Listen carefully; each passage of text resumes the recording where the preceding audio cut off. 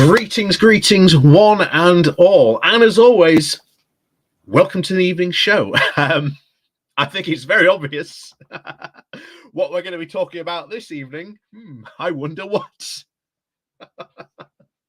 But yes, as always, welcome everyone to tonight's show. It's obvious the topic of discussion of what we're going to be talking about, but just in case you have been living under a rock for the past couple of weeks, there's a Tory leadership contest on, and today we just had the first round of voting. We'll go over quickly just in a bit the results of that and what this could potentially mean going forward, but definitely big things are coming. Obviously tomorrow we go forward to a second vote. We don't know how that's going to shake out. We don't know whether the 1922 committee could come out tomorrow as well and say that they are raising the threshold. That is a possibility. They could now say, well, yesterday you needed 30. Today you might need more than 40. Or they might even ask for more than that. It's possible. But so far, the rules of tomorrow are going to be that whoever has the least amounts of votes tomorrow goes out. And judging by today's performance, I think it's pretty clear who is going to be the loser. So the plan is we're going to go over, obviously, today's leadership contest, have a look at the results, what that means, who the final two are, because I think the video next to me gives it away, who I think who one of the final two is certainly going to be. But we'll go over that. Then we'll watch Penny Mordaunt's launch video, see what she had to say. We'll then go over Kemi Badenoch's launch video, see what she had to say. That she did that yesterday. And then for some fun, for just a wee bit of fun, we are going to go over, if we've got time, that is, we're going to go back to George Galloway for a bit. Because George Galloway has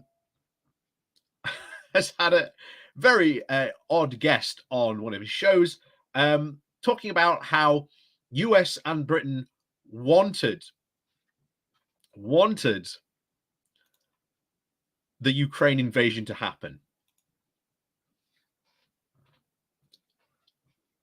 So,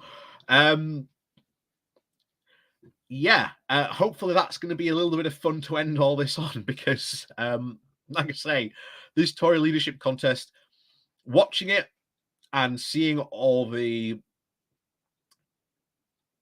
well, as has been described, the dark arts at work, clearly today, certainly against Jeremy Hunt. But yeah, today it's obviously interesting as always, but of course you've got to remember this person who wins this is going to end up becoming Prime Minister. So at the end of the day, of course, they're going to be the new Conservative Prime Minister.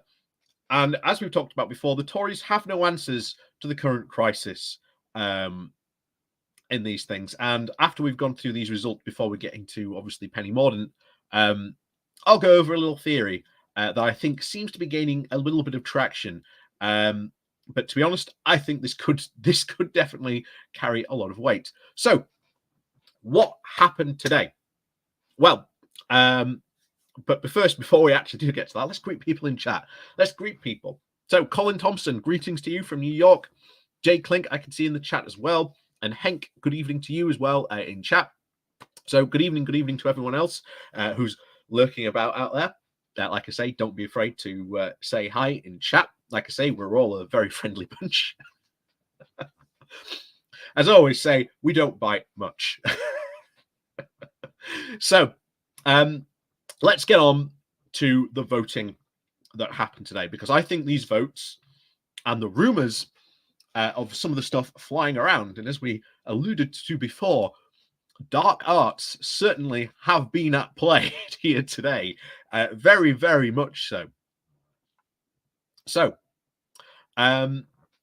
just for those of you who may not have heard the announcement or saw my post on YouTube that I posted about this very briefly in the YouTube comments section, we got the results of the first round of votes. Obviously, we've got one tomorrow, but to pass this one, you needed 30. You needed to get 30 or more, and you could go on to the next round. And we've had 2 dropouts. So, who's still in? Well, leading the pack today was Rishi Sunak. Rishi Sunak got 88 votes. The surprise, and the reason why we'll be going over her launch video in a bit, was Penny Mordaunt with 67. And for someone who is very, very much a relative unknown, like in the Tory party, that's quite a good a good showing. But you've got to remember, Mordaunt has been preparing for this for quite some time. A couple of months ago, we talked, if you remember, we did the video about it, saying, hey, you need to watch out for this Penny Mordaunt character because she might resign from Boris Johnson's government, and this might cause a whole series of scenarios to happen. Just like when Sajid Javid and, of course, Rishi Sunak resigned. That's what everyone was expecting, that it was going to be Penny Mordaunt that would do this, and she would be the trigger to cause other ministers to resign. Of course, she didn't. But she, just as we have definitely discovered about Sunak, have definitely been running and preparing and laying the groundwork for this campaign. Absolutely, they've been laying this groundwork completely. So, Penny Bird, greetings to you. Like I say, please do remember to hit that like and share button. Like I say, we'll help get out there and sort of get more people in chat, as always. Share it on Discord, share it on Twitter, share it on Facebook, share it wherever you like, you know, as always.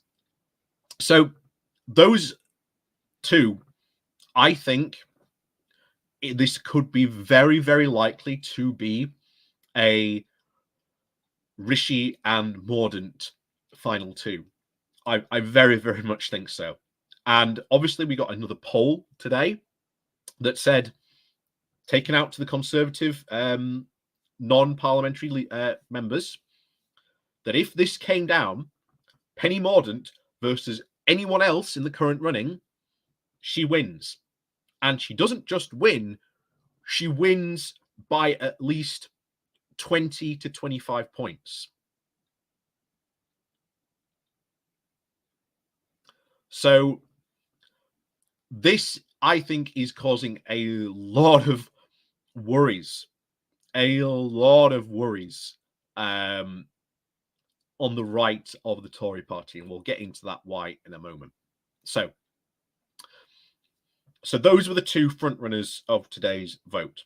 And like I say, if this had been a vote to get into the final 2, which it wasn't, but that would have been today the final 2 if it had been like that. But it wasn't like that today. So 3rd place went to Liz Truss. She had about 50 votes. And up next was, again, Kimmy Badenoch. She got 40 votes.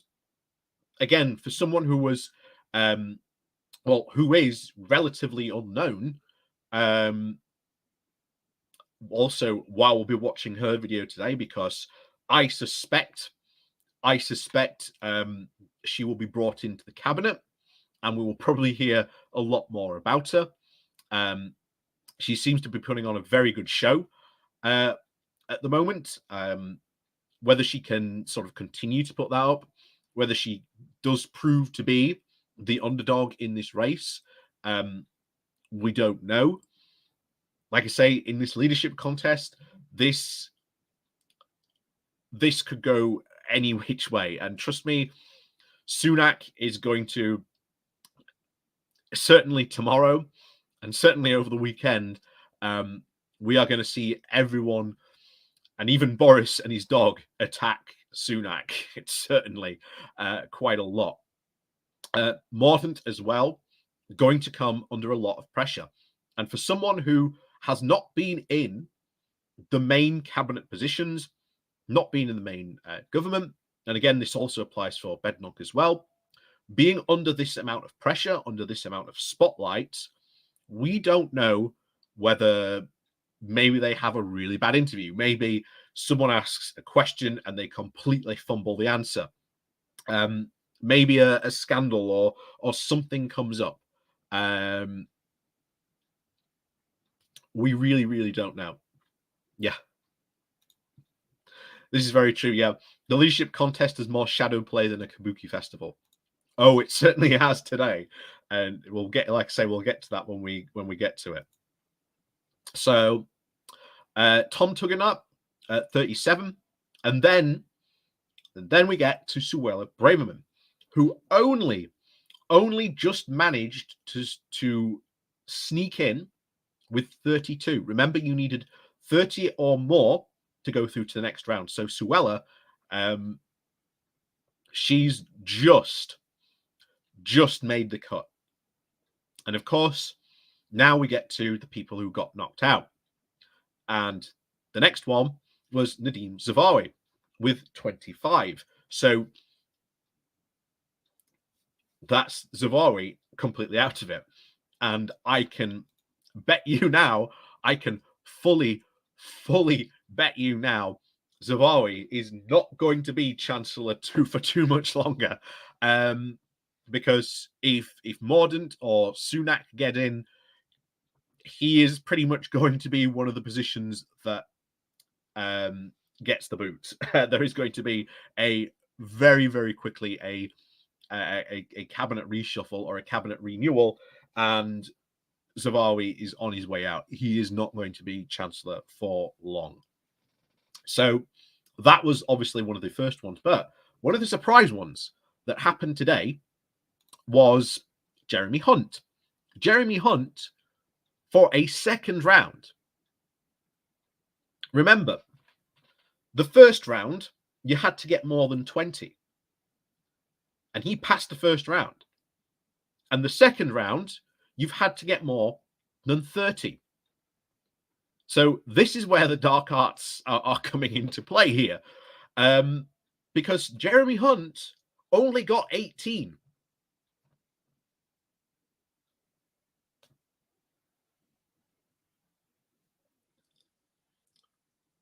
Something has gone on here. Because Jeremy Hunt only got 18 votes. That is a very, very low number.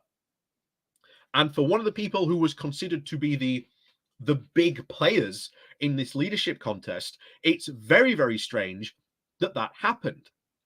But remember, this is where we turn to Nadine Dorries, because it seems Nadine Dorries may have given the game away of what was going on.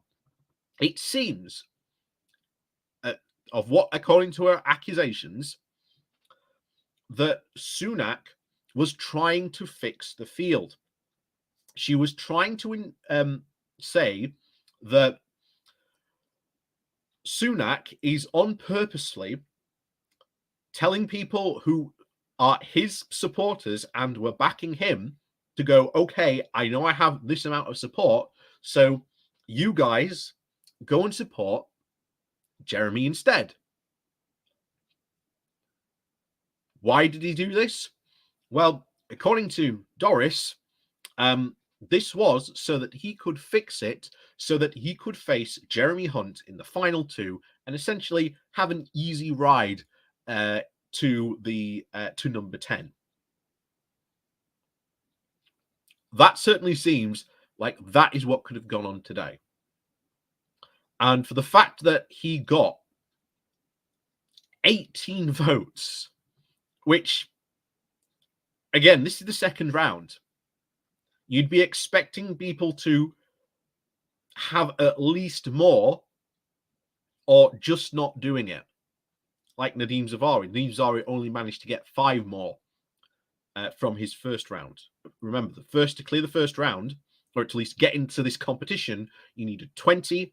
The first round, which is taking place again today, you needed 30 or more. And then tomorrow's voting, unless the 1922 committee change it, it is lowest person drops out. And that person, judging by today's numbers, is definitely Suella Braverman. And this also raises some interesting points, because the ERG are normally the ERG are on point.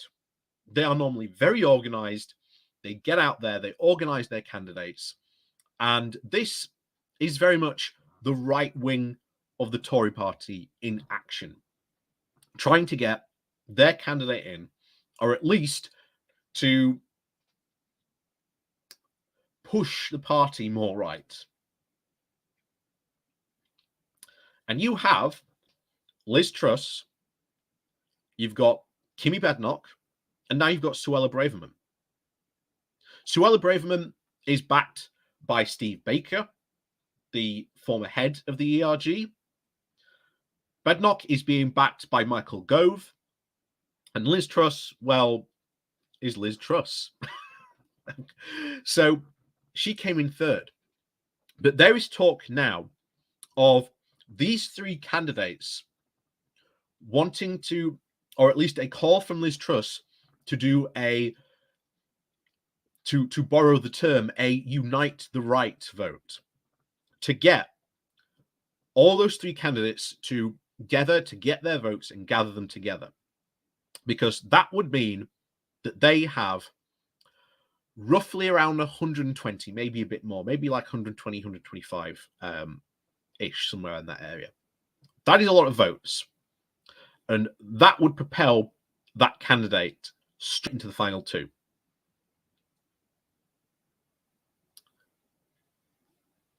Oh, Colin Thompson, is Jacob still part of the ERG? Yes, he very much is still part of the ERG.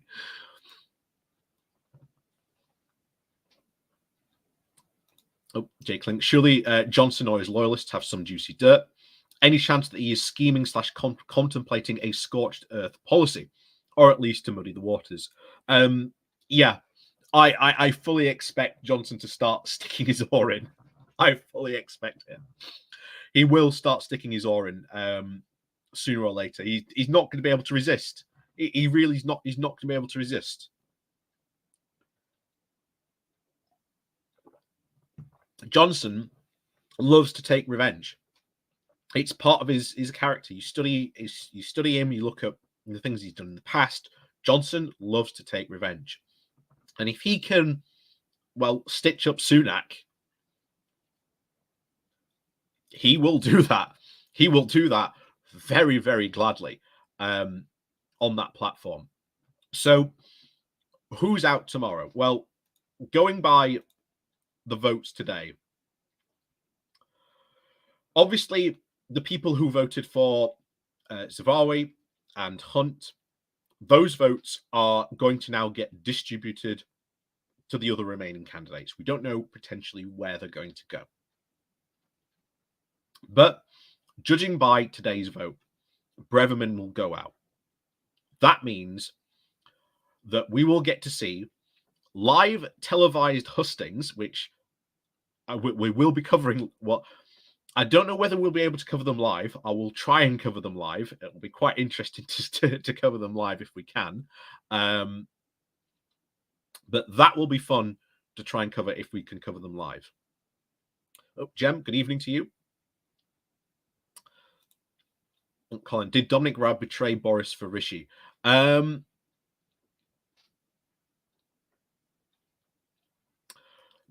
one knows. But like I say, Dominic Raab's not in the running. Obviously, he's gone and backed Rishi Sunak for his premiership. I probably highly suspect that to secure, shall we say, Raab's support in this race, Rishi will be offering him a top job. Like we've always said about this race, this is going to be very interesting for all these leaders, because all these leaders, to secure support, are going to completely clean the cabinet. The cabinet is in now is not going to be in probably a week or even 2 weeks after the new whoever wins this race gets in. And to be honest, given the poll that says that Penny Mordaunt here wins if it gets down to the final two, my money's now on Penny Mordaunt to win. Or unless something happens, unless she has a really bad review, or unless there's, I don't know, some scandal comes out in the next couple of weeks, I generally think if she gets down to the final two, it's hers to win. And if Rishi Sunak is the other candidate, he's going to have a very, very hard time against Mordaunt. Because in that poll, it puts Mordaunt 20 points ahead of Rishi Sunak. In fact, she's ahead on all of them. In direct head-to-head races, no one in this current pack can beat Penny Mordaunt. And I really do think she's going to be the next Prime Minister. And if you've seen my video about how dangerous I think Penny Mordaunt really is, especially if you've watched my videos about charter cities today as well, Penny Mordaunt's going to be very, very dangerous. Very, very dangerous as a PM. Will she go for an early general election? I doubt it. The current Conservative Party has a massive majority, and no one wants to risk that just to have an early election. No one wants to risk it.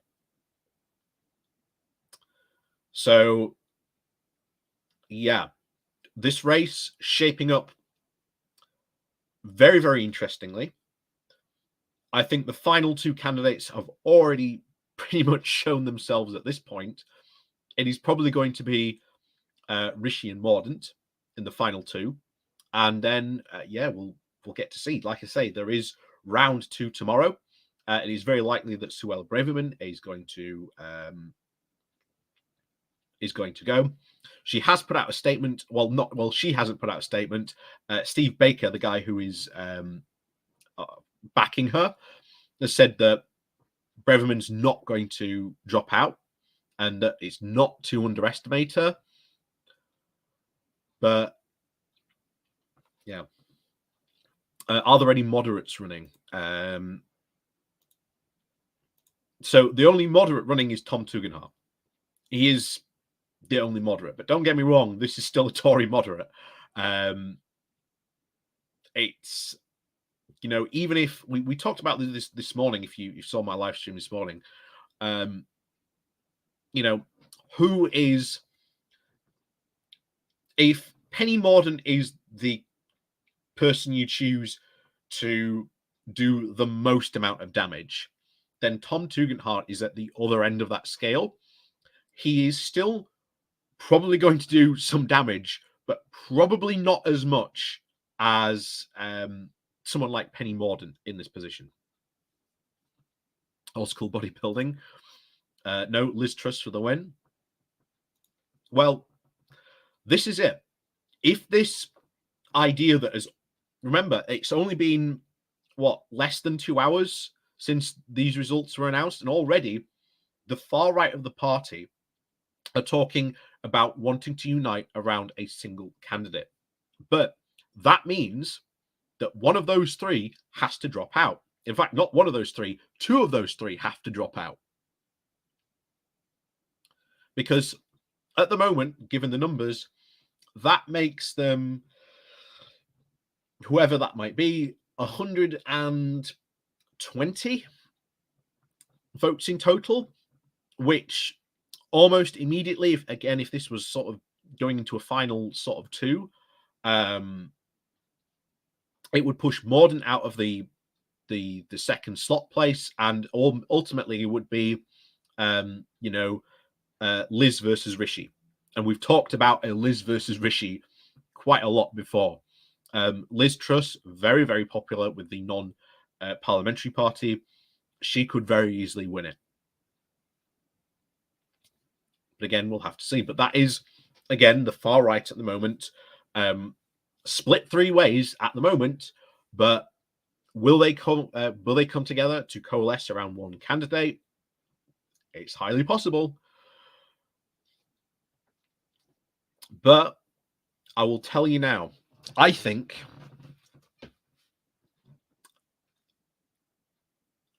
whoever wins is not going to last long.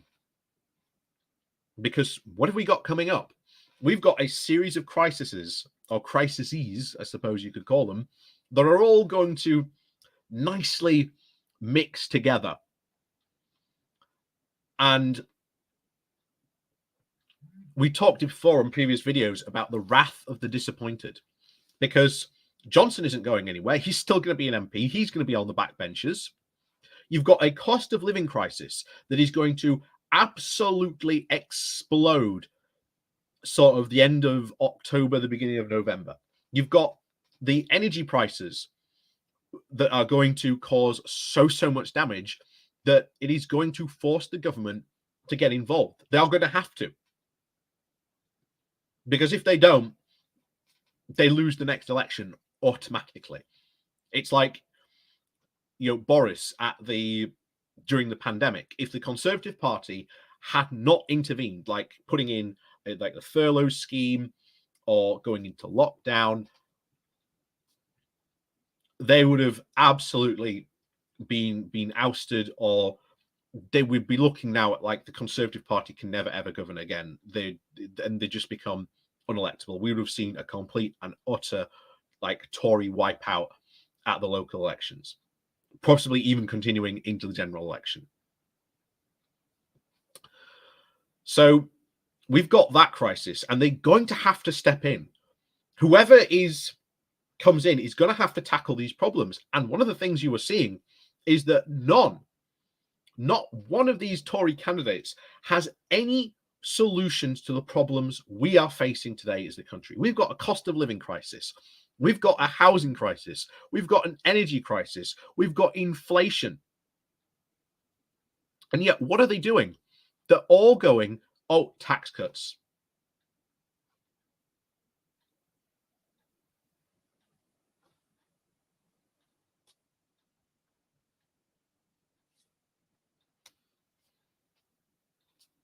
That's their grand plan. There is not a single serious plan to solve this. So what happens? Well, I think by the end of probably November, beginning of December, probably Boris Johnson and the rest of his cohort of at least current loyalists are going to be stirring up support, especially against some of the losers in this contest. And they are going to start causing serious trouble for whoever is the current PM. Plus, you've got the Northern Ireland situation still not resolved. Was it today, or is it no? Was it no? It was yesterday. It was the big orange order day for their marches. You may have seen the photos of like the massive bonfires that they were having over in Northern Ireland. The fact that they were putting signs on there, the only good Catholic is a dead Catholic. Death to the IRA, and they were burning pictures of people in Sinn Féin who were on these bonfires. The fire brigade were out dousing down houses so that these couldn't be set on fire. That is the state of Northern Ireland currently. The EU is not going to suddenly give in and give concessions to this. It is going to be a full-on trade war. The US will probably get involved as well. And the DUP are not going to be happy until the Northern Ireland Protocol is completely gone. The idea that you can replace it with something else while keeping this border here is not going to fly with the DUP. We've already talked before about how the DUP have constantly moved their goalposts. So the DUP are still going to cause crisis after crisis after crisis as they can in Northern Ireland until essentially they can just completely get rid not only of the Northern Ireland Protocol, but as I've been convinced very much so in sort of the past couple of months, they want to get rid of the Good Friday / Belfast Agreement as well. Ultimately, that's the end state. That is their aim. That is what they want to do. And no one, not one of these candidates, is taking this situation seriously. So whoever gets in, I think in 6 months' time, we'll be doing this all over again. I really do think so. I think we'll be doing this all over again, and I wouldn't be surprised to see Boris Johnson in that race again.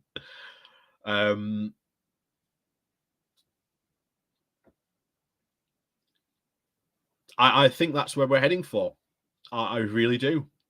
I think this is in 6 months' time, we'll be doing this again. I really do. I think a no confidence vote will get called against them because they failed to tackle the cost of living crisis. The Tories are upset by the way that they've responded, much in the way that Sunak did during the pandemic. They are going to have to compromise massively over Northern Ireland, which is going to upset the right of the party. They are going to cry betrayal, and we'll be back at this again in 6 months' time.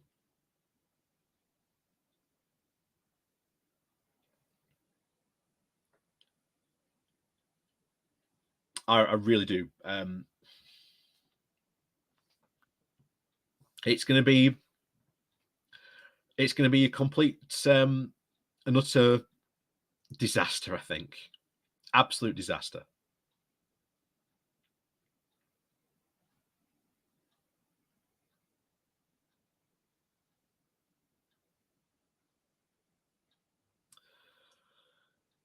So yeah, and of course during that time, people like Penny Mordaunt will not only just double down on more austerity because this is their plan to engage in more trickle down economics, not to invest in the country or to do all these different things that we know would work, because we know doubling down on austerity is where that was where we ended up now because of that.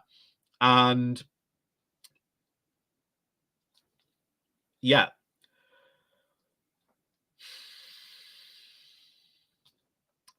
we're in for a rough ride. We are in for an absolute rough ride. And the idea that whoever comes in as the new PM has new fantastic ideas to help during the cost of living crisis or anything like that, not a one of them has anything like that. We've talked about this before. The Conservative Party has well and truly run out of steam by this point. They've been governing too long. They've got very complacent. And that's it. And yeah, they're all, you are right there, Jennifer. They keep on talking about small state, low taxes. Well, what services are you going to cut? What these tax cuts is the government no longer going to fund? Because if you poll people in the UK want really good public services. And that also goes for Tories as well. So make no mistake, Boris Johnson said whoever his successor was will be able to beat them at the next general election. But to be honest, I don't know if we will even get that far. Who knows? Like I say, there's a no confidence motion next week because Labour tried to table one. Boris blocked it, and then he's scheduled one himself for a vote of no confidence in his own government. I do not think it's going to pass. To be honest, I will be very, very surprised if that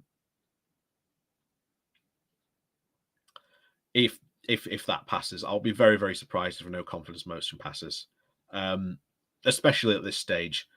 I don't think it's going to happen. I really don't think it's going to happen because obviously, if that happens, that pretty much propels us just almost directly into a general election.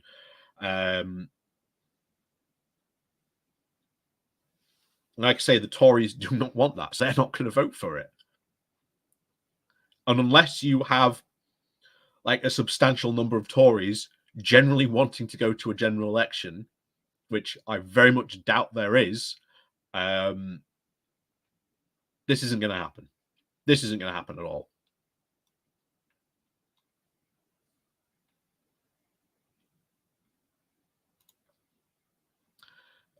Tax cuts in a crisis. And where do they get that money to tackle the crisis then? Exactly. Rob Halpin. Of course, this farce repeats itself.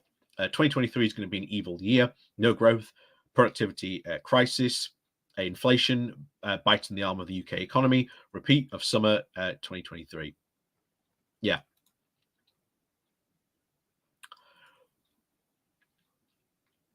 That's essentially what's going to happen.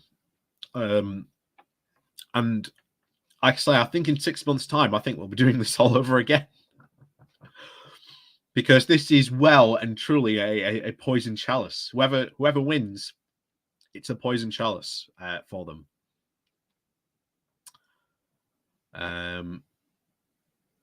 Yeah, very true. Small state. We had a pandemic where a big state was needed. Yeah. So that's essentially what happened today. I think the two front runners are going to be Sunak and Mordaunt.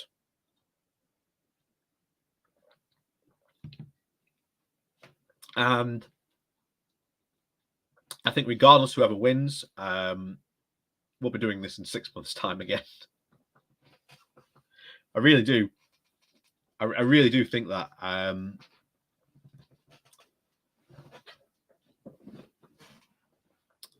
And then, things could get really interesting if we're here again, having to have another leadership contest.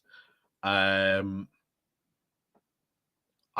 think it just goes to show you just how bad a state the Conservative Party is in.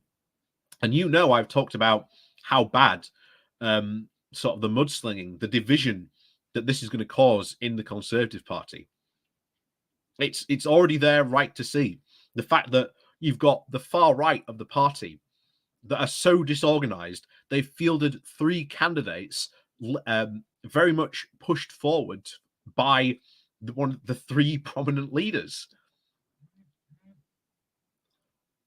So there's clearly something going on the right wing of the party that we probably don't know about, that is upsetting a lot of these people at the moment.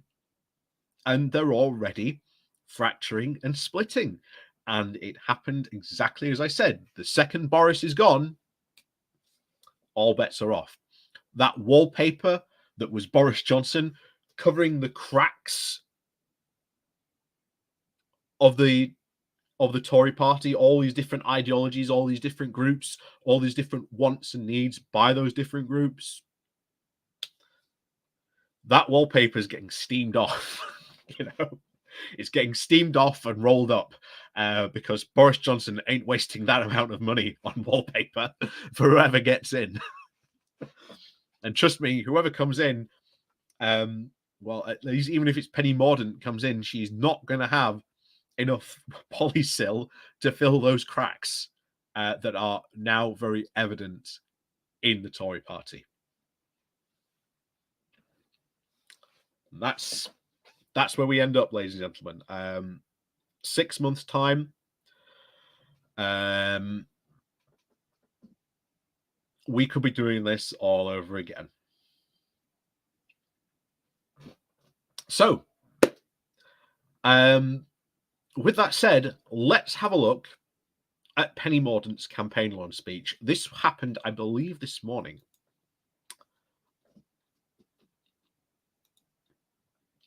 Yes, so this happened this morning. So this is Penny Mordaunt's campaign speech that she did to her party. I think she took some questions from reporters at the end, but we're about to hear essentially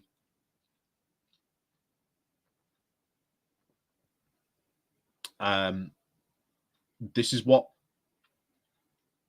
will happen.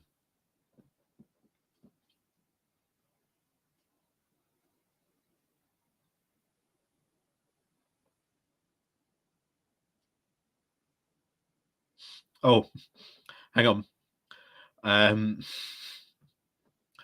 Oh, this could be interesting. So apparently, before we go on to this, I've just seen this just quickly. Apparently, there is going to be a panorama documentary about the downfall of Boris Johnson, and apparently Nadine Dorries is taking part in it. And this is her quote, apparently from this documentary. She says this: "I was quite stunned that there were people who thought that removing the Prime Minister, who won the biggest majority that we've had since Margaret Thatcher in less than 3 years, just the anti-democratic nature of what they've done alone was enough to alarm me. And for me, it was a coup." So,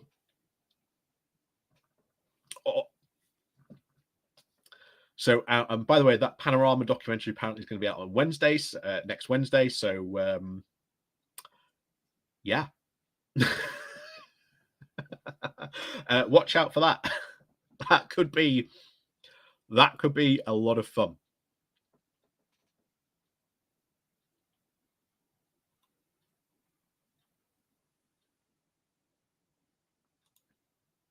Yeah. I had to Google Badenoch and Tugnatt. Surprised at how much support they have managed to get despite their invisibility cloaks. Like I say, Tugendhat, he's really been known for quite a while in Conservative circles. Like I say, he's the chair of the Foreign Select Committee. So he's been a known quantity in sort of the parliamentary party for quite a while. Badenoch, I agree with you on that. I was like, who is this person? Never heard of her. But apparently she served under Michael Gove. Like I say, I know very, very little about her, but don't worry, because after we watch Penny's speech, we're going to go and follow Badenoch as from her launch she did today. Well, not that today. She did yesterday. So we're going to watch Penny Mordaunt's speech and find out what she's got to say. So let's get into this then. So, like I say, let me know if you can hear or not. Hopefully you can. Hopefully I've remembered to check the box. But yes, let's go.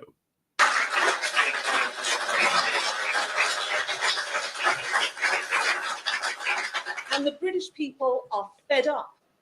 They're fed up with us not delivering. They're fed up with unfulfilled promises. And they're fed up with divisive politics. So how do we turn this around? Well, first of all, we have to admit that Whitehall is broken. There are great people that work there. But in my administration, you will see it look and feel very different, very fast. We need to do some serious machinery of government changes. We're going to have a tighter cabinet. We're going to have ministers of state that have clear... Yeah, okay, those are ministerial positions. Those are ministerial positions. That's not Whitehall.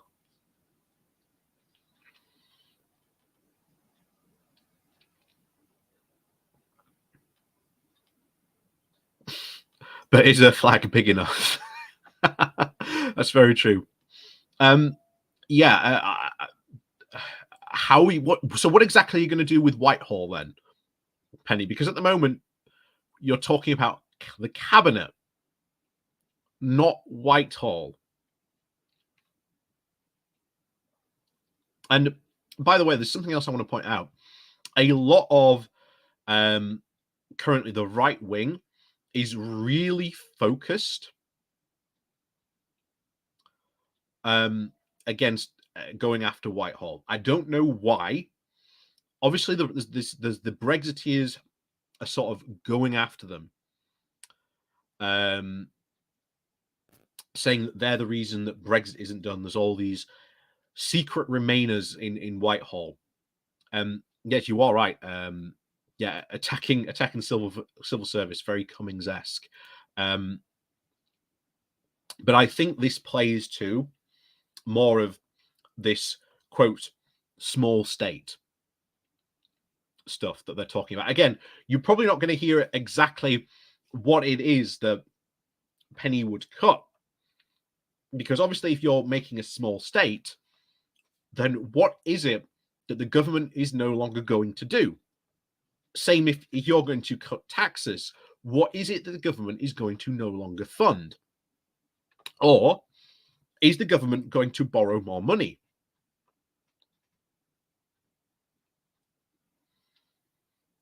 That's the situation that any future prime minister, or at least these current these people promising it, are. The only one who is actually talking legitimate economic sense is actually Rishi Sunak. He's the only one who hasn't promised tax cuts.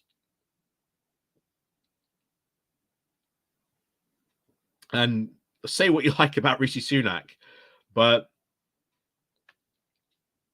he's sort of right about that. Tax cuts aren't going to improve the UK's economic situation.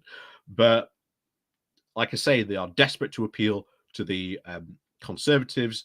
And of course, true Conservative is, as we've been hearing for the past couple of days, especially from most of them, a true Conservative is someone who wants a small state and low taxes. But what are the consequences of that then? That's what you don't hear a lot about. And timely deliverables, and are powerful and can reach across Whitehall. And we're going to modernise government with the white heat of modernisation. Oh, so what exactly are you going to do to modernise Whitehall?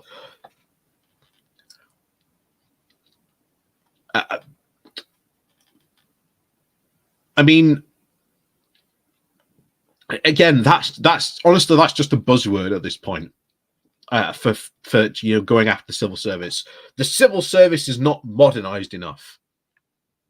Well, what do you mean?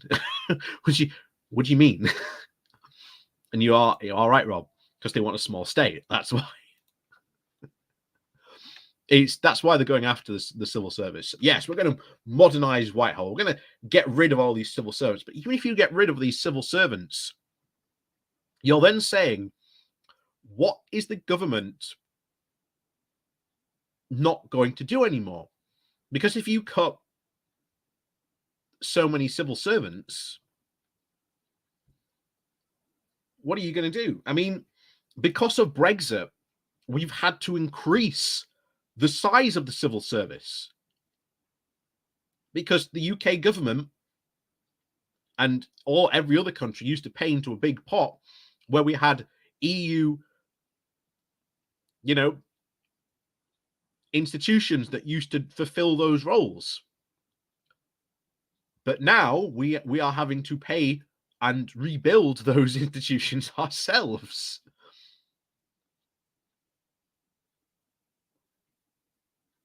Yeah. Maybe it'll finally get some computers. Yeah. All those civil servants working by candlelight and pen and parchment will finally be brought into the 21st century as they finally get the new MacBook Air. what a change, what a modernization program.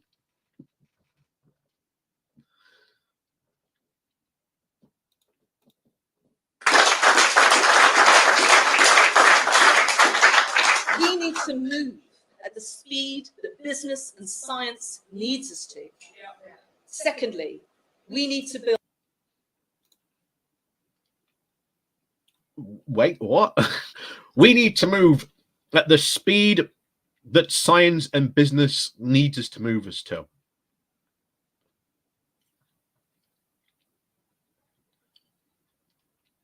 What does that mean? there's a lot of people clapping, going, yes, yes, speed.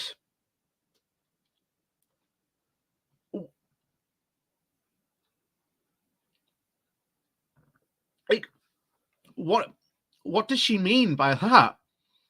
What does she mean? We need to move fast at speed. Again, wanting smaller government, probably. But just because you have a smaller government doesn't necessarily mean that. In fact, we have seen throughout history there has never ever really been a good, competent small government. In fact, as history has gone on, governments have only got bigger because they've had to get bigger, because they have more responsibilities that get given to them, or there are new departments or new stuff that the government needs to do. So, you know, I will happily say this now, going to a quote small state is just physically impossible, because the government will have to admit to the people at some point, we're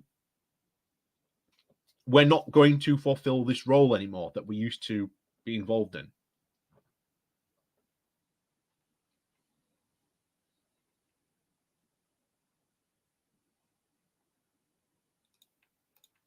Build a modern economy. Now, you'll have heard pitches this week on tax and spend. I'm going to talk about growth and competition. My key fiscal rule is that debt as a percentage of GDP will fall over time. My monetary policy will be on controlling inflation, and our supply side reforms will yield a Brexit dividend on investment, infrastructure, incentives, and innovation. Yeah. So your solution to Brexit is we're going to make innovations on our supply side. So that, to me, is really giving in to the old global Britain rhetoric that we used to hear a lot about. Don't worry, Britain is secretly, this is what this is in a nutshell, what she just said. Britain is a trading nation that can somehow do all these reforms, and magically everyone in the world is going to give us really good deals, really good trade deals. It's all going to be wonderful. So we're going to end up in a complete fantasy. And remember, what a lot of people haven't realized yet, and I'm surprised, the Australian trade deal gives permission for Australian companies to sue not only British companies, but the British government if the government does something that it doesn't like. But British companies can't sue Australia in the same way. That's just one of the things we are finding out more about this awful Australian trade deal that Penny Mordaunt has probably in some ways also partly been responsible for. Because again, that was where she was working at in the government.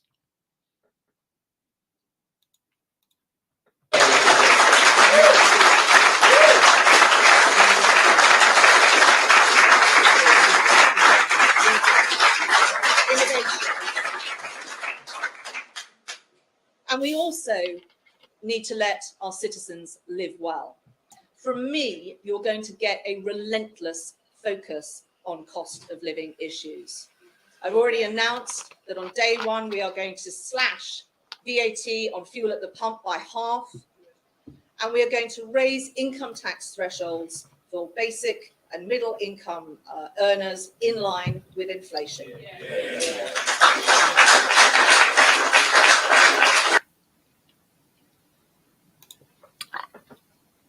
I don't really see how this really helps the cost of living crisis. Okay, you cut VAT on fuel, but given, of course, the crisis in Ukraine, fuel isn't going to get too much cheaper. Not only that, if you don't have a car, well, I suppose that'll be good for you then, I suppose. I mean, buses might get cheaper. I mean, it's not like we could do what Spain just did and make rail travel from small to medium distances completely free.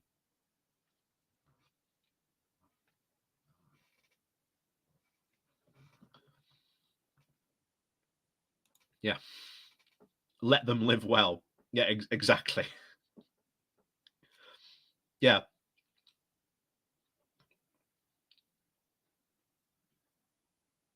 It's such a bizarre thing to say. Oh yes, we're going to let the plebs live well. What does that mean?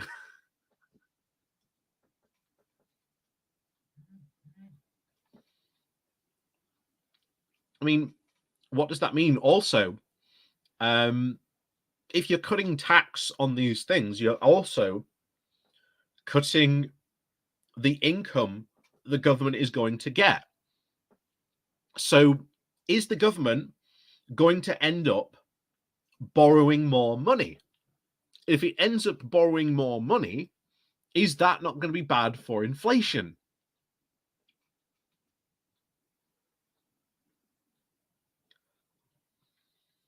Or you are going to do some cuts, probably, which means, again, you're going to double down on austerity. I'm probably going to have to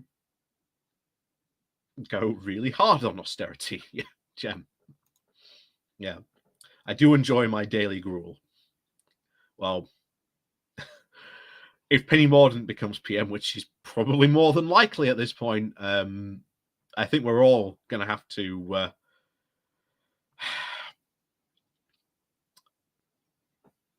get used to that. Goodness. Normally, it could either print or borrow, but yeah, the inflation in the way of that. Only solution is raising taxes and investing. Yeah, Penny Bird beat me to it. Yep, triple down on austerity. That's what Penny Mordaunt's solution is. Triple down, not double down. Triple down.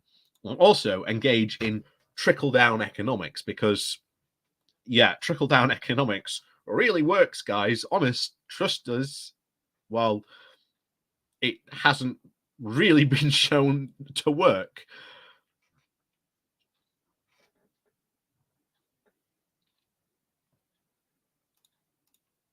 But we also need to extract more value.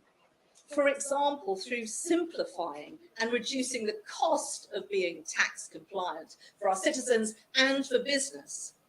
And we need to get things to work better. Yeah, we need to get things to work better. What? What kind of a statement is that? We need to get things to work better.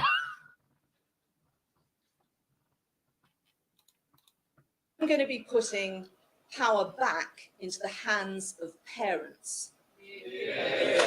We are going to create personal budgets to allow every child access to their entitlements to subsidised childcare at any time prior to them starting full-time school.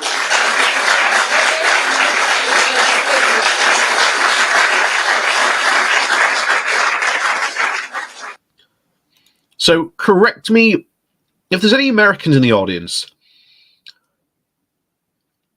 Correct me if I'm wrong. Is that not an American policy?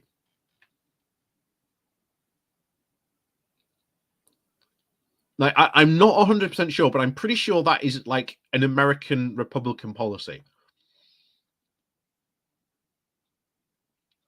Like, correct me if I'm wrong, but I'm pretty sure that is an American Republican policy, and that is quite worrying because, well, Penny Mordaunt, as we discussed in our video just yesterday about Penny Mordaunt, very, very much being funded by American right-wing libertarian think tanks.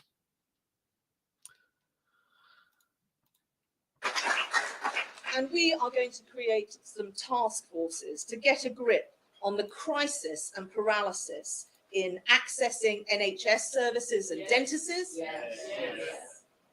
and also, and vitally, stagnation in house building. Fourthly, if we tell you what would really help. How about having a housing minister that lasts longer than 6 months? Because I don't know if people actually know this as a fact, unless you maybe maybe outside of the UK you don't know. But we're in a housing crisis. We have been so for quite some time. It is like the original crisis. But we've been in this housing crisis for quite a long time. And I say one of Labour's tactics should be to go, we are not in a housing crisis, we're in a housing disaster, and it has been caused specifically by the Conservatives. And one thing you can point to for the fact of a housing crisis being so goddamn awful is the fact that we have not had a housing minister in position, in cabinet, longer than 6 months.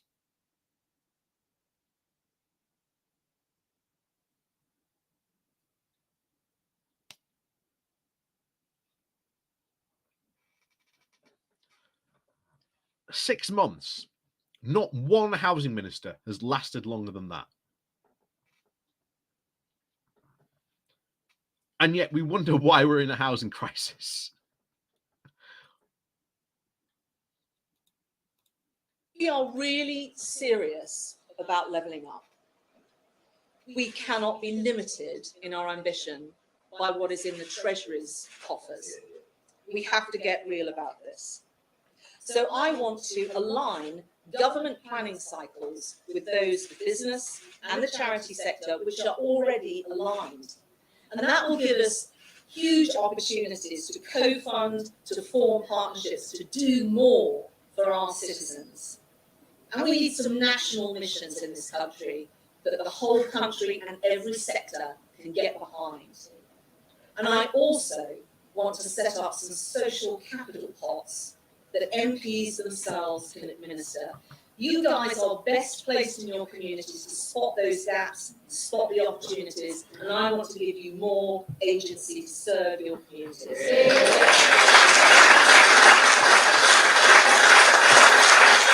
Okay, we can already see how that's going to go. Yeah, we're going to give MPs a pot of money where they can use that to go and fill in gaps in their communities. How much money do you think the Conservative MPs are going to get versus the Labour, Tory, and other opposition parties are going to get?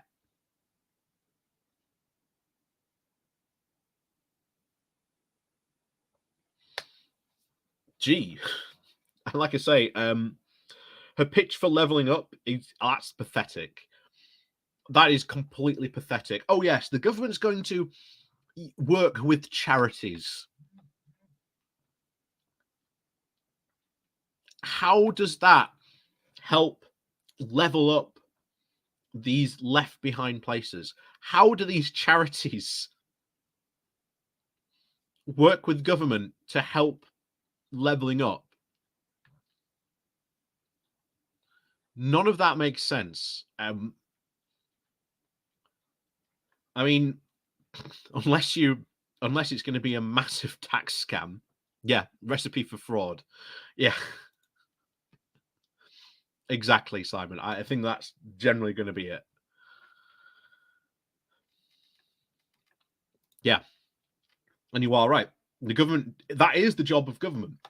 A charity, and one of the things I am very much on is that a charity, and don't get me wrong, charities are good. There's people in these charities throughout the country who do some really good work and really do care about the job that they do. But when you have, a charity like food banks fulfilling a need, that is a failure of government, because people shouldn't have to rely on charities when the government should be there to provide for them in their times of need. That's the intro to the NHS. That should be the intro to any government, be they progressive, left or right. But yeah.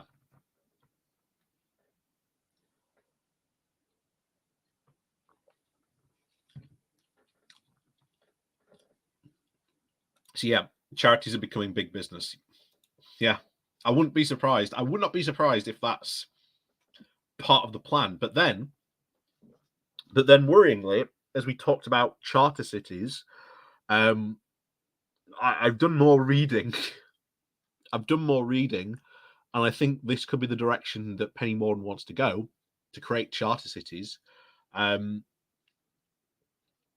because the ones that were set up in Chile, guess what was responsible for administrating it? Because obviously it wasn't handed over to, well, it effectively was handed over to corporations to run a city, but it was a charity, and on this board, well, guess what? Corporations. So that could be very, very worrying, where they're going.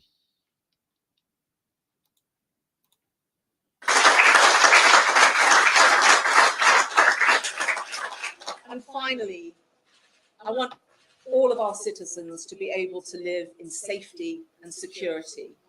I'm committing to our manifesto commitment on defence spending and our NATO spending pledge. But I am also going to remove some of the strains on our armed forces and take tasks from them that they don't need to do.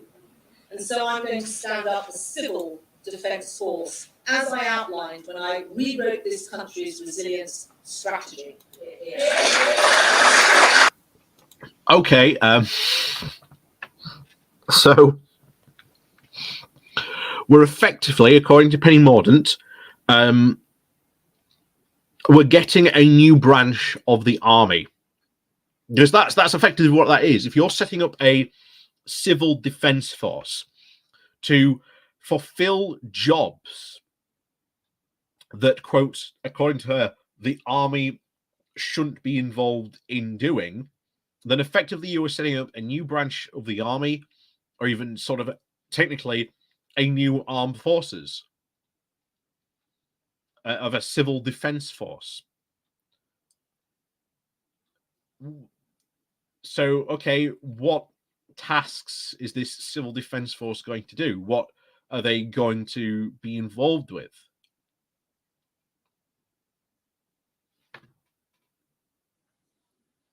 That doesn't make any. Why?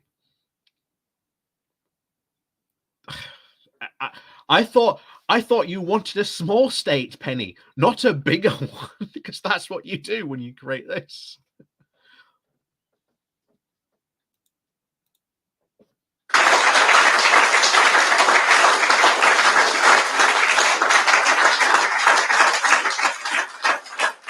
And I want us to consolidate and capitalize on the huge amount of civic action there was during the pandemic. All those volunteers that came forward to make our country the most resilient nation on earth. My country and our party has been through a lot in the last few years, but we have stamina. Make no mistake about that. In that moment of crisis during the pandemic, the British public stepped forward. They were moved by the values of this country too. They are capable and responsible people. They expect their government to be too. They expect us to deliver on both the mandate and the majority they handed us. I can and we will.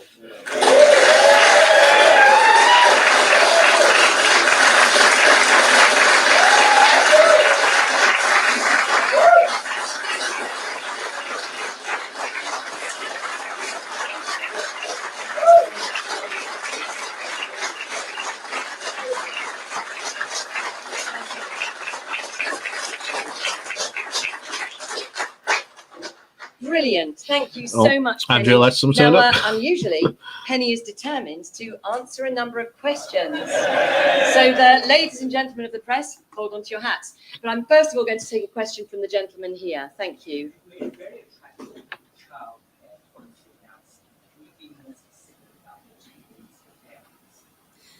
It's the same amount of money, but we're going to stop telling parents how they have to spend it. What it will mean is it will be completely flexible. It will be able to be used to be tailored to what that family needs. And we don't have to spend more money to deliver some of these services better. We just have to do them in a smarter way. Yeah. Yeah. We're going to do this new service, but we're not going to spend more money on helping to deliver this service. We're just going to do it in a smarter way. I'll tell you now, if you work in an office or you've ever worked in any type of business, you know those nightmare words. What we need to work smarter. And then in comes these ridiculous plans, more convoluted. Yeah, it ends up in a complete nightmare. But yeah,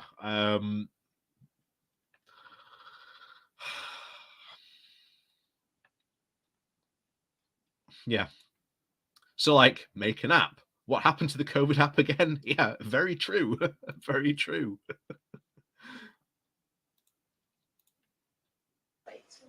Beth Rigby. Plus, would a better way for, to help with education, shouldn't we be funding schools more by, say, maybe removing the tax-free status from private schools and putting all that money towards, public education?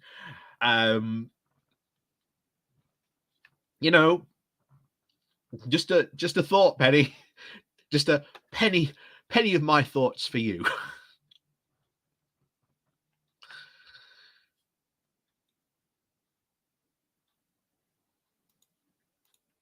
Sky. Thank you. Penny Mordaunt, you have a big unknown in this contest. You were never a Johnson supporter. You were never part of his reshuffled cabinet team running the country over the past couple of years. The public have no idea who you are, and neither do lots of us either. What one diarist described you as Theresa May with bigger hair.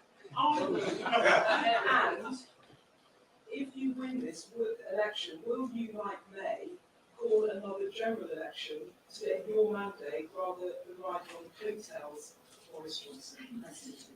I was a candidate at the last general election. So if you didn't hear that, the question was, basically in a nutshell, the public doesn't know you.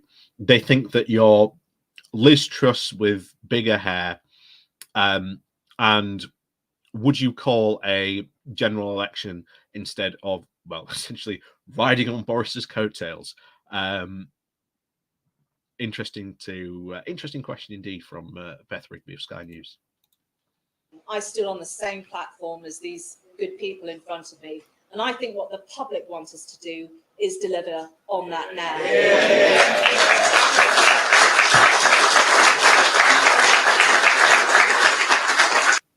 Well, it's been 3 years of Boris Johnson, and so far, even then, you haven't really delivered on your promises. Now, of course, you can blame that on Boris Johnson, but of course, that then reaches down to the cabinet.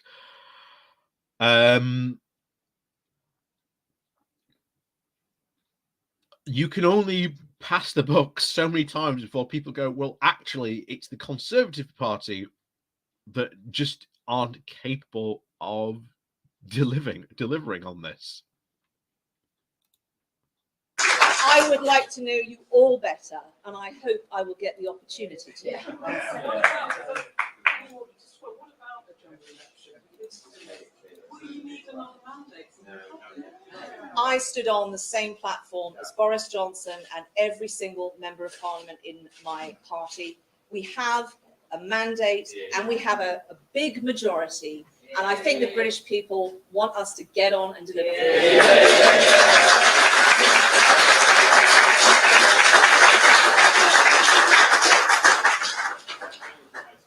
A lot of MPs right now are deliberating whether to back you or Liz Truss. What is the big difference between the two of them?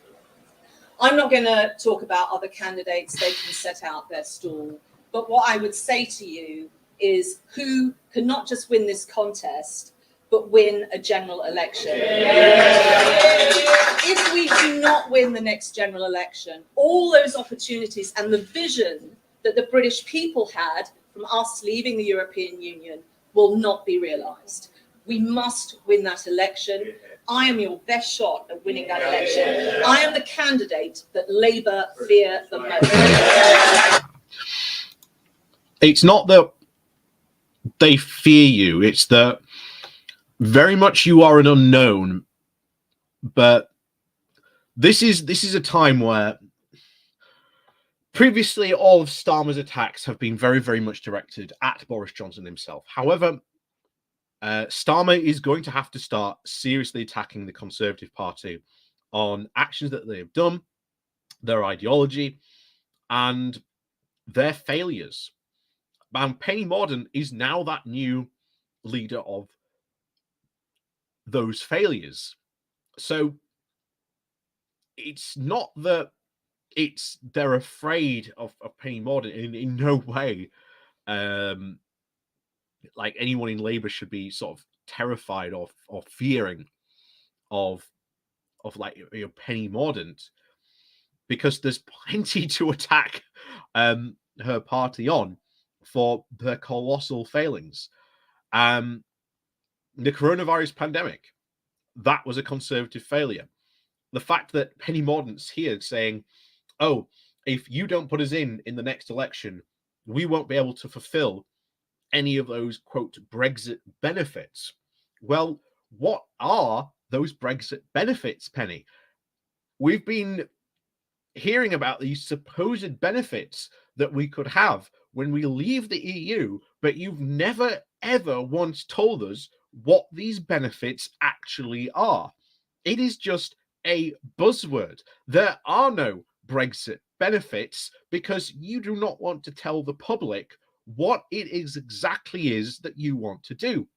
We've already talked about how bad charter cities would be, literally carving up cities so that they are still part of the UK, but then they become essentially independently owned by corporations where your workers' rights, your human rights, you do not have minimum wage. There isn't even a UK judge. It is a judge that is owned and paid for by that corporation. Yeah, it is incredibly scary.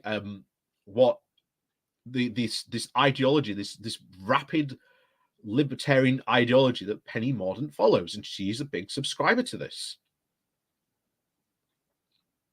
So one of the things that Labour really need to do whenever Penny Mordaunt starts crowing about these, quote, Brexit benefits, just tell her to start saying what it is she actually wants to do.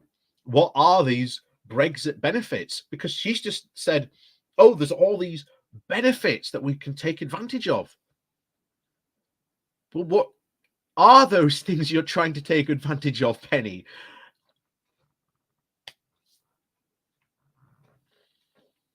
But yeah, as usual, that has just become the new buzzword. Expect probably the next general, if Penny Mordaunt wins, the next general election is going to be run. We need to take advantage of these Brexit benefits. That's why you need to keep the Conservative Party in. And one of the best things Labour can do is get all these things going. Try to get them to admit what it is that these benefits actually want to do.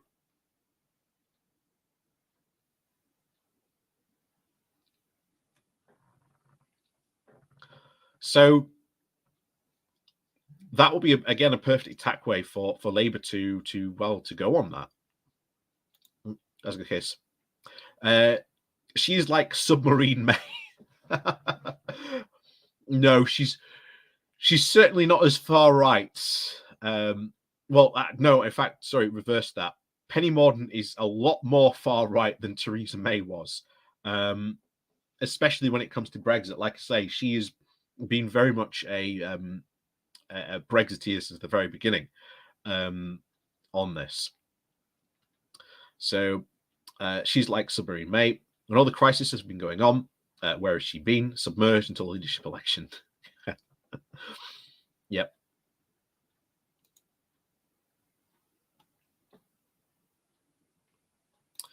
Cool. When they say Brexit benefits, are they signaling to capital? Yeah, pretty much.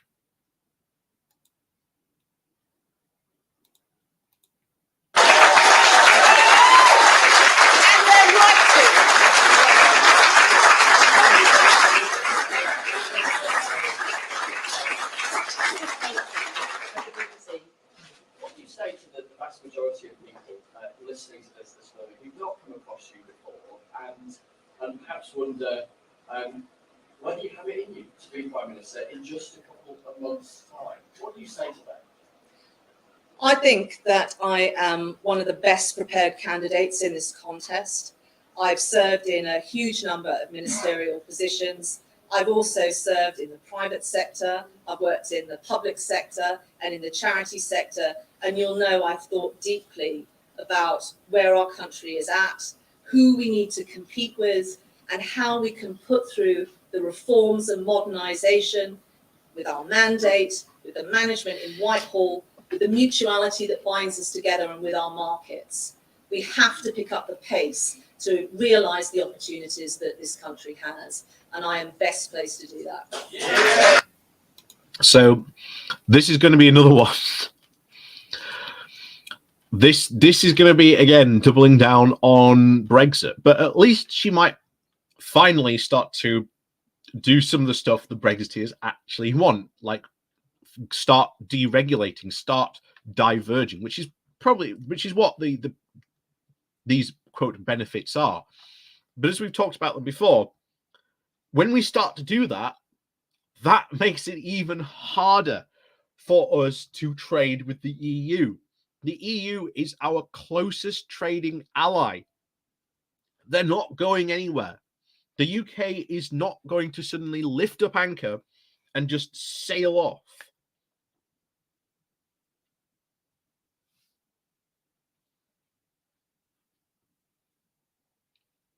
So yeah, like implementing the deal.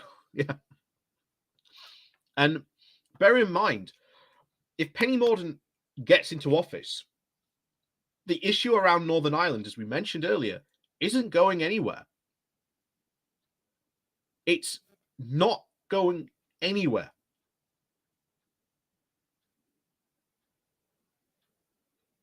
So the idea that, she hasn't put the solution forward for how to solve this. And to be honest, the best solution is to either A, rejoin the customs union or single market, or just accept the deal. And that's how it works. But and of course, the Brexiteers will never accept that, and the DUP will continue just to cause crisis after crisis after crisis until, the Northern Ireland Protocol gets ripped up. So even though she's not, physically doing it, Penny Mordaunt might as well have right there had a sheet of paper with Northern Ireland Protocol on it, ripped it up, and then just start eating it. And I'm sure she would have been applauded with many rapturous applause, like she's been getting with many of her answers to these questions. But that's it.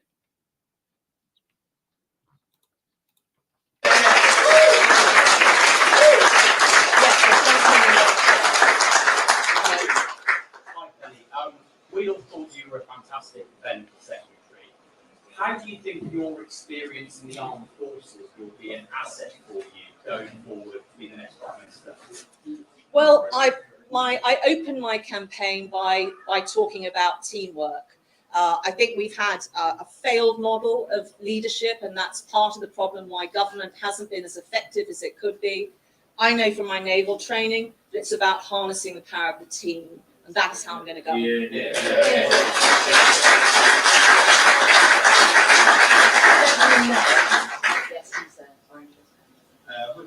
Some of your rivals want a war on woke and for wedge issues to be a key part of mobilising Conservative voters in the run-up to the next general election. If you're Prime Minister, will you throw them the remedy they want? Well, I think we should be talking about cost of living. I think we should talk about healthcare. But let me deal with the issue that is floating in the background there.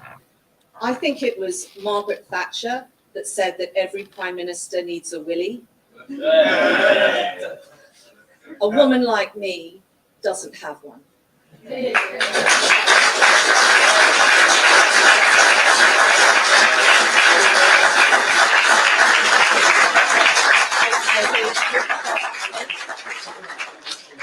Hi. Well, there's a reason why we're called the Turf Islands. I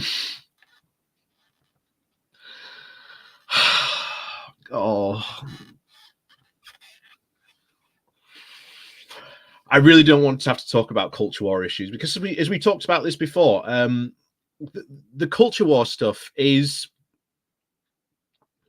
pointless. It really is pointless talking about it. And I think it was gluttonous. You said it as well, and I agreed with you at the time. Most of this stuff is, hey, just don't be shitty to people. What's so hard about that?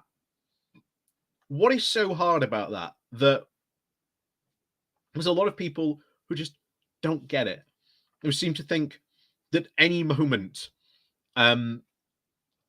they're about to get murdered by, who was the bad guy in Silence of the Lambs? What was it? Butcher Bill or something like that? But it doesn't matter who you are or what you do. You're a person at the end of the day. And, we can all sit down together, laugh, and have fun. Buffalo Bill, that was it.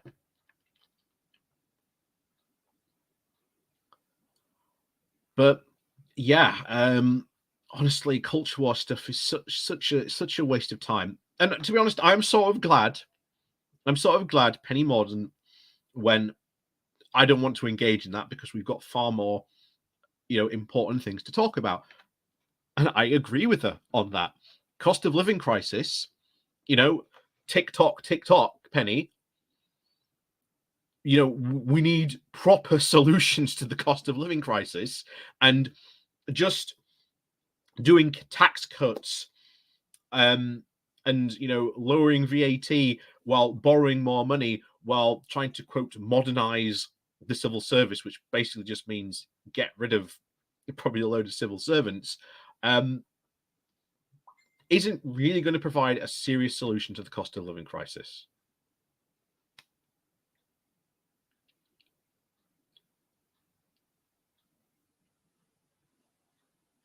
and that's it. That's what we really need to focus on. That is what really is going to hurt hundreds of thousands of more people, more than moral panicking, which really what it is, about issues like that. And don't get me wrong, there are people out there who issues like that are very important to. But as I've said, it's not my wheelhouse. And it is something that I probably need to sort of educate myself, I think, a bit more on, unfortunately. Well, not unfortunately, but because it seems that's where politics in our country is headed. Oh, and I really hope we didn't go down that route, because there's far, far more important things, as we said, cost of living crisis and all like that. But again, yeah, it's really not good. Like I say, this woman is not going to be a good PM. So she's going to be probably, put it this way, she's going to be better than Boris Johnson, probably as roughly as good as about Theresa May was. But like I said at the very beginning, I think we're going to be here in 6 months' time again and selecting a new MP.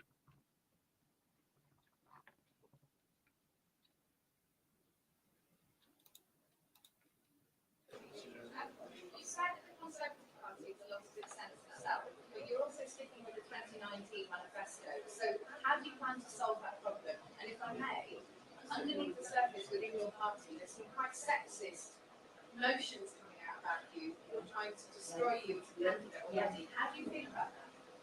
Well, they're very sensible people, because I am a threat to their campaign. But what I'm going to be talking about in this campaign, I said to my campaign team on our first meeting, we are going to campaign as we would govern. And the only people I am going to take the fight to is our opposition.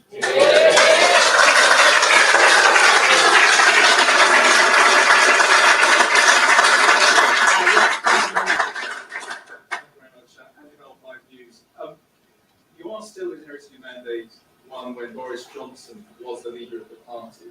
Are you at break with Boris Johnson, or are you continuous with Johnson?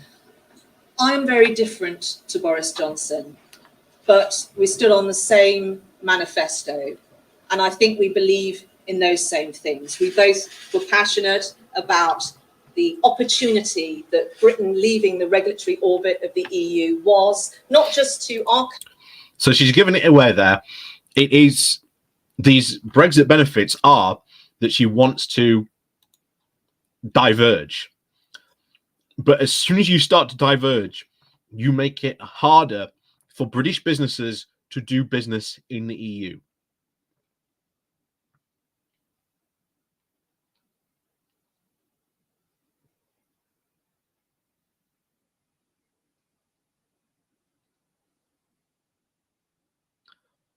And that's it. Yeah.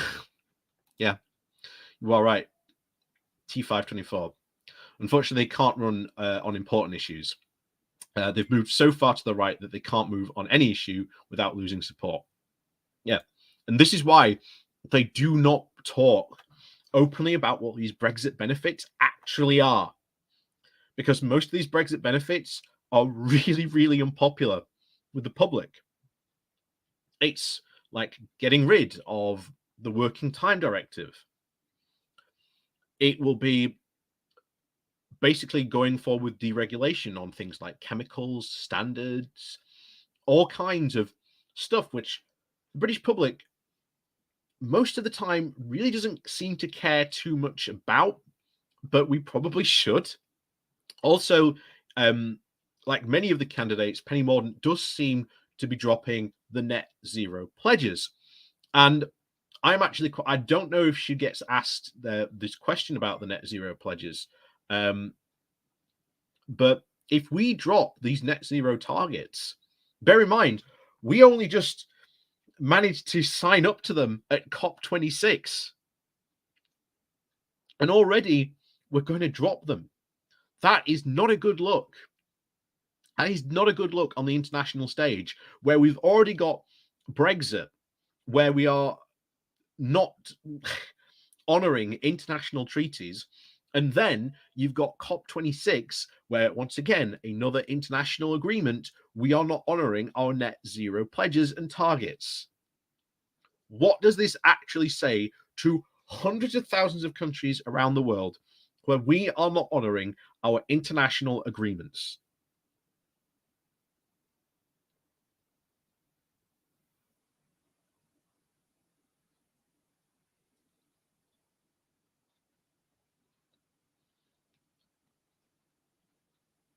You know, why bother doing a trade deal with the UK? After all, apparently they're only going to go and break it. You know? Yeah, we're in for some bad times. We really, really are. We really, really are.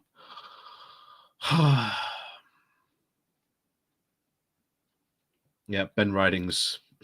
Mordaunt like May, believing her own press after a short amount of time.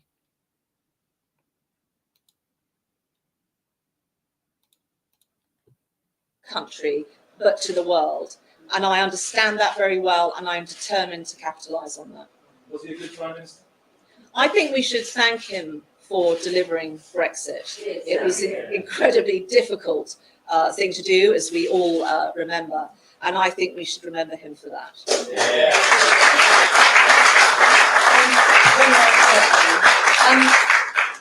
Chris Hope, last question. Very last one, quick one and a straightforward one. How do you define a woman? I'm a woman. I am biologically a woman. And I can tell you, Chris, that if you have been in the Royal Navy and you have competed physically against men, you understand the biological difference between men and women. Thank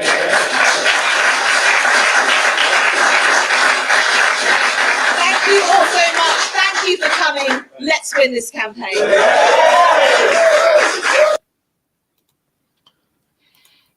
And unfortunately, there's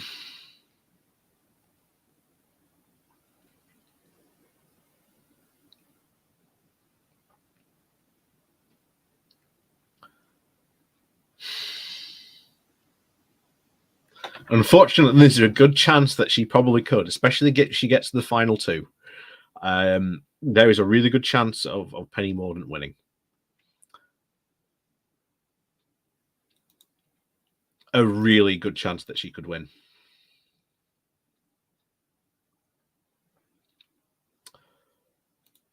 So,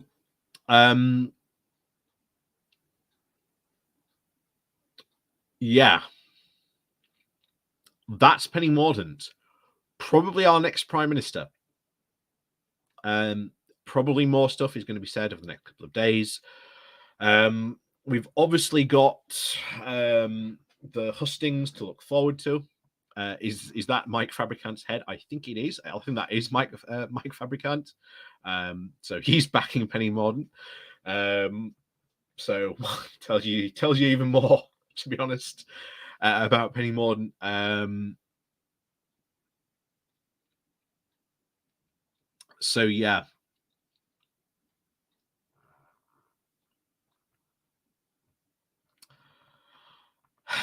So yeah, bad times definitely ahead. Bad times definitely ahead. So yeah, I don't really know what more to say to that. Penny Mordaunt there. If Liz Truss is described as the pound shop Thatcher, then Penny Mordaunt certainly is the Marks and Sparks Thatcher.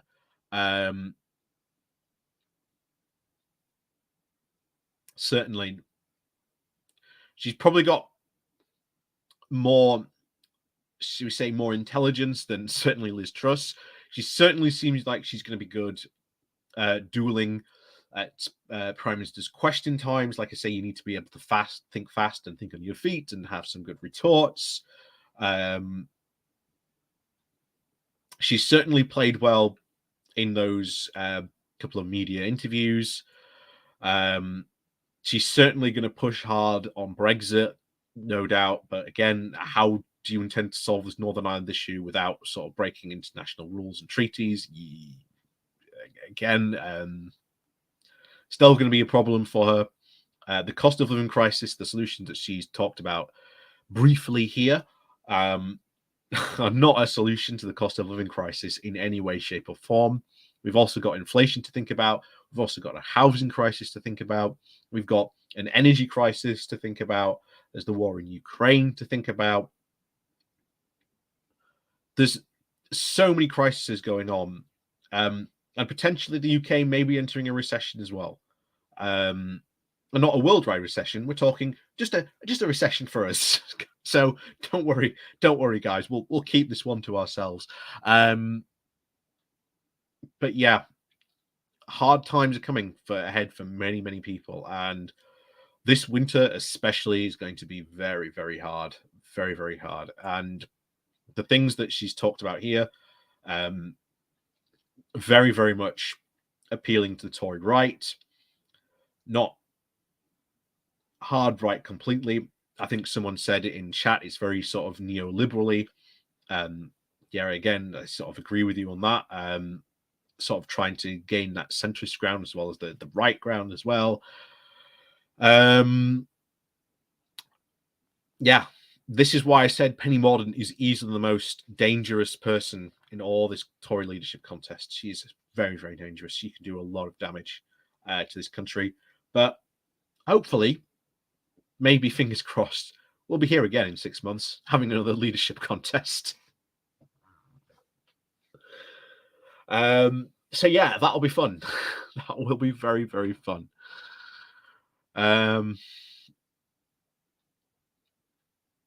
Yeah, heating costs are going to be bananas. I'm in that industry, and we're projecting again a very bad heating season. Yeah, they were talking about it on LBC as I was waiting for these results to come in this afternoon, and there was one guy who was saying that his the price of his energy bill has gone up by like £400.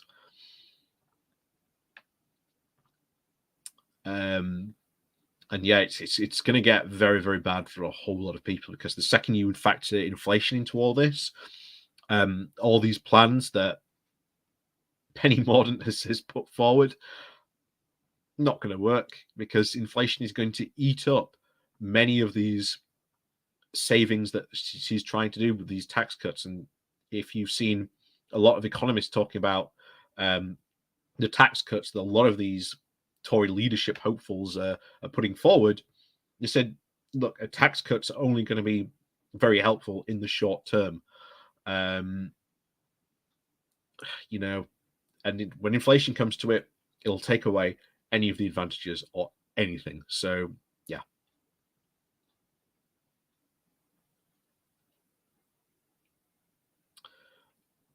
What's this?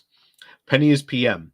An airplane named Starfighter, a Zeppelin named Hindenburg, a ship named Titanic. Yeah. Yeah, very true. She's going to have to call a general election to assert a mandate.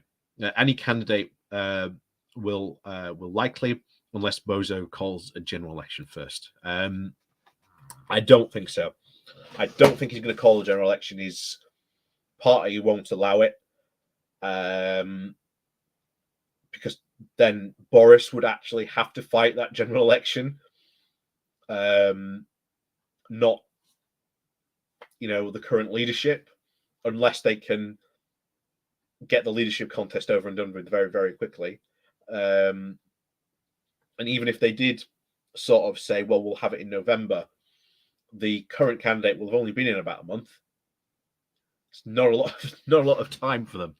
So while certainly at the next election, the Tories are certainly hoping that changing leader is going to be advantageous for them, it's not going to be that advantageous. The blue wall is not going to, I think, completely collapse like it would under Boris, but they are still going to face a huge challenge. He doesn't, they're still going to face a huge challenge down there. And then the red wall, I think a lot of those seats are going to go back to Labour. Like I say, I live up in the north. I hear the people talking, and very clearly, none of them at all are happy with with the way that their Conservative MP has run things. So that will be, if they lose the red wall, then that means the Conservatives, depending on their numbers, might be able to form a minority government, but that would be the DUP, and of course that's going to be disastrous because we know what the DUP are going to ask for, and that will cause even more problems. We have to hope, certainly, that Labour and the Lib Dems can do a good enough job at the next election, which they, by still all indications, say that they can. Do a good election, have a good election at the next GE, and are able to do sort of a confederation and work together in a coalition, and generally hope to keep them out.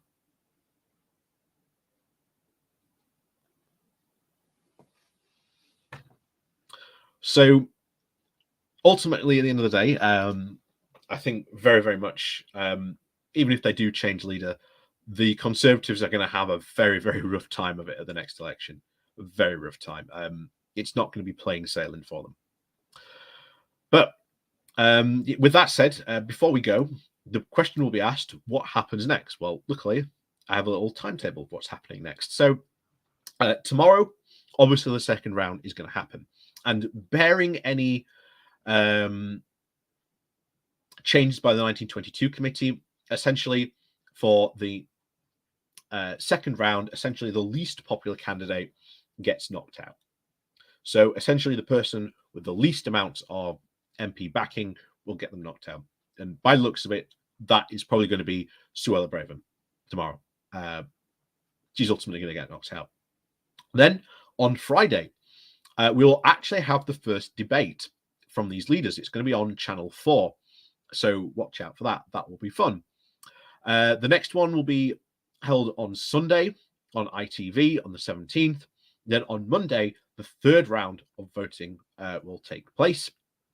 The ballot on Monday and subsequent rounds will eliminate the contender with the fewest amount of votes until only 2 remain. And then they will go forward to that final 2 postal ballot. And of course, on the 18th, the third debate on Sky News is also going to happen. So these debates are probably going to be quite significant. So certainly worth paying attention to. Or if you probably don't want to watch the full thing, then certainly look out for, shall we say, the highlights, or at least the news of how these debates are particularly going to go, because I think these debates going to be quite important. I think this will certainly expose a lot of these Tories to really what they are sort of thinking or what they really mean. But it's a chance for them to, shall we say, tear into each other, literally live on stage. So it could get quite spicy, maybe. So they are certainly worth a watch. So that's essentially the timeline so far. And of course, the ultimate final deadline is to be announced. The Conservative leader will be announced on the 5th of September. So that is what we are expecting. That is what we're expecting the timeline to be. So unless the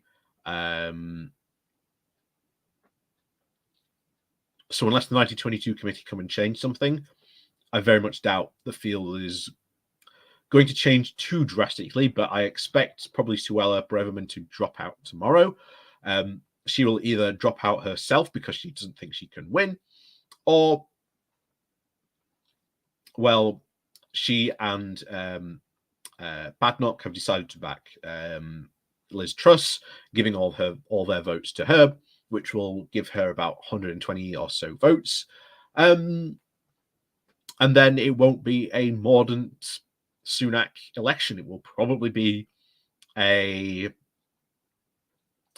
Truss Sunak election. And depending on how these debates go, which is probably why they're going to be quite important, these will be certainly the determination of how the response, how these people react in these debates, certainly is going to have a lot of influence on how these go. So certainly worth watching out for. Yeah.